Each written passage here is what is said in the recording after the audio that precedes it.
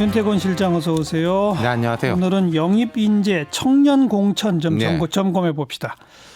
최종적으로 공천이 끝나지가 않아가지고요. 아직 많이 남았어요. 중간 네. 점검. 영입 인재 쪽은 괜찮고 청년 쪽은 영 안 좋고.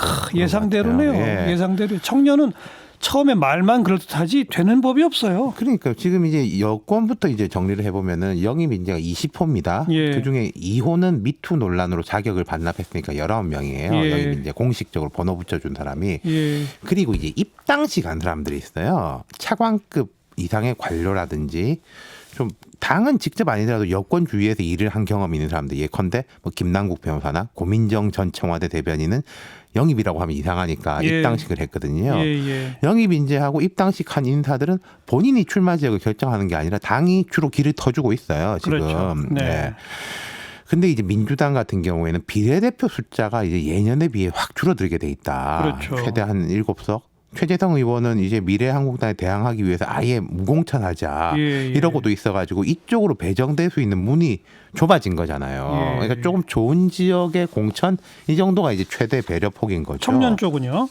그러니까 방금 아까 말씀하신 대로 밖에서 온 사람들, 정치 경험이 없는 사람들은 우대받고 당에서 커온 정치 경력이 있는 청년들은 박대받는 경향이 있다.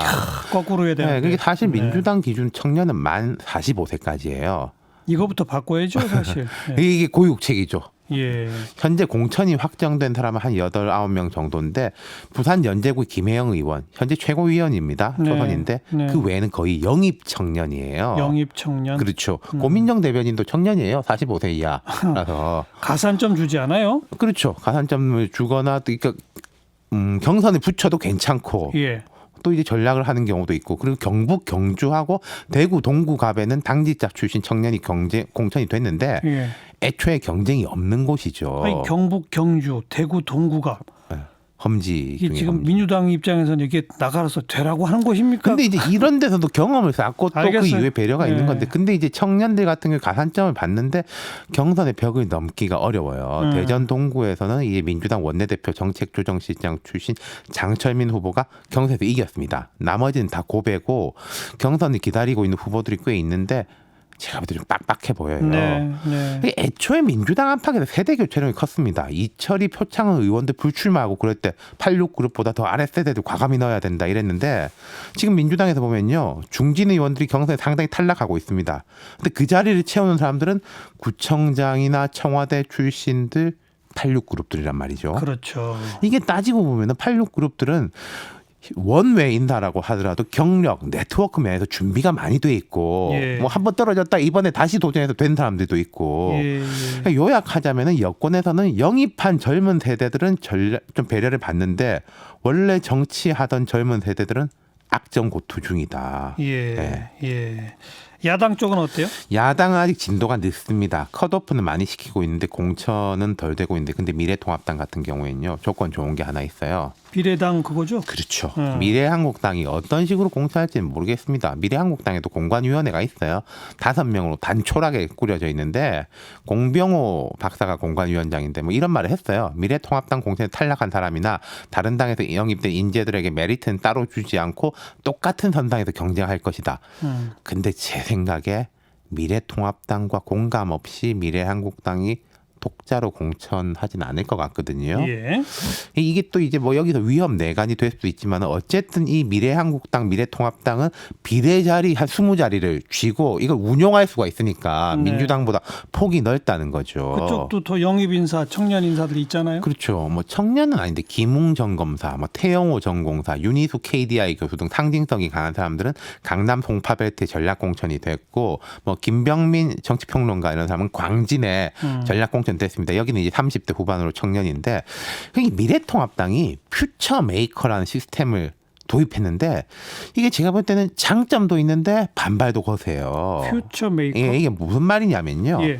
신보라 전 의원 등 이제 괜찮은 청년들이 경쟁 붙었는 데서 막 탈락을 하고 있거든요. 이 중에 16명을 추려가지고 수도권에 좀 빡빡한 지역 8곳에서 경쟁시키겠다. 네. 그러면은 청년들끼리 경쟁하면 되는 사람도 청년이잖아요. 예, 예. 16명 중에서 8명이 살아남으면은 그 8명은 다 청년으로 살아남는 거죠. 예, 예. 이게 이제 분명히 강점은 강점인데, 근데 이제 신보라 의원 같은 경우에는 그동안 당을 지키고 헌신했던 청년들을 배제하더니 갑자기 청년들끼리 또 자체 경선을 치르라고 하는 건 불공정하다. 그래서 이제 반발을 하고 있습니다. 이게 참 강점이자 약점인데, 어쨌든 따지고 보면은 미래통합당도 좋은 지역은 밖에서 들어온 사람들, 예, 예. 정치 경력이 없는 사람 몫이고, 당에서 쭉 활동해왔던 청년들은 후순위신 대라는 거는 네. 또 마찬가지예요. 근데 그나마 이 퓨처 메이커는 무조건 청년이 공천될 수밖에 없는 제도니까 그렇죠. 청년층하고 나이 드신 분들하고 경합시키는 데보다는 좀 낫긴 하네요. 그렇죠. 근데 이게 약간 수도권에서 조금 어려운 지역들, 그러니까 예컨대 미래통합당이 호남에 공천한다 이런 뭐 사실 현실 좀 되게 어렵지 않습니까? 수도권은 그래도 조금 가능성 있는 어려운 지역 쪽으로 8곳을 선정한 것 같더라고요. 네. 예.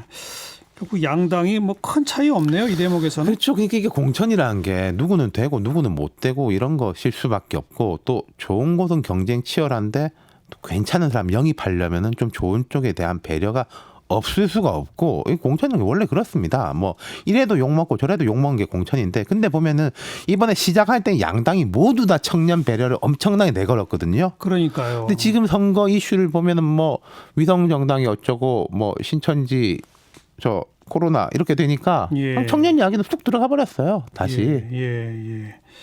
어찌 보면 지난 총선, 그지난 총선도 그랬지 않았어요? 그렇죠.